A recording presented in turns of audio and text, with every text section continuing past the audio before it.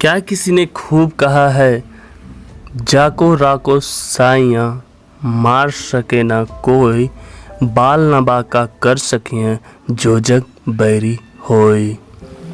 दोस्तों, मैं रंजीत कुमार आपके लिए लेकर आया हूँ एक छोटी सी कहानी। ये कहानी है कबूतर और एक मधुमक्खी की। बात बहुत साल पहले की है। एक नदी के किनारे एक पेड़ था। उस पेड़ पर मधुमक्खी अपना घर बनाकर रहती थी। सभी मधुमक्खी नदी के दूसरे तरफ जाती और विभिन्न प्रकार के रस फूलों से चूसकर अपने घर ले आती थी। यही उनका रोज का काम था। एक दिन एक रानी मधुमक्खी नदी को पार कर रही थी।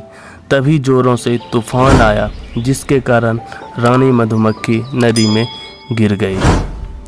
उसने पानी से निकलने की बहुत कोशिश की, लेकिन वह पानी से निकल नहीं पाई क्योंकि उनका पंख भीग चुका था। मधुमक्खी को लगने लगा था कि आज उसके जीवन का अंतिम दिन है।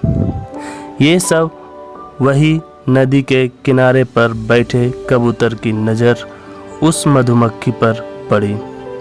उसने तुरंत ही पेड़ से एक पत्ती तोड़ा और अपनी चोंच से उठाकर मधुमक्खी के पास जाकर गिरा दिया। मधुमक्खी किसी तरह पत्ते पर चढ़ गई।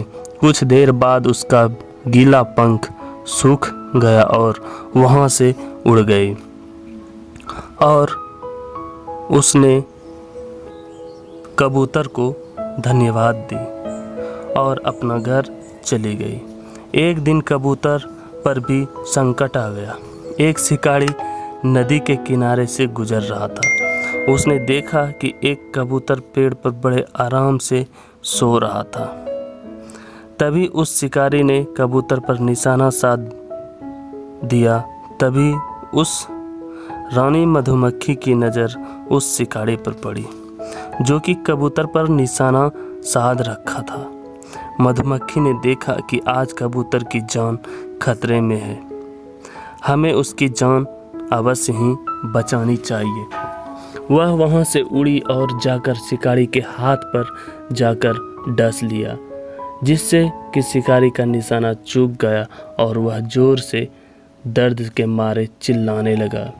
कबूतर की नींद खुल गई और वह सारा माजरा समझ गया और वहां से उड़ गया। इस प्रकार मधुमक्खी ने उस कबूतर की भी जान बचा दिया। तो दोस्तों, हमें भी बुरे वक्त में लोगों की सहायता करनी चाहिए। क्या पता किसी की छोटी सी मदद करने से उसकी जान पर पड़ा खतरा भी टल जाए।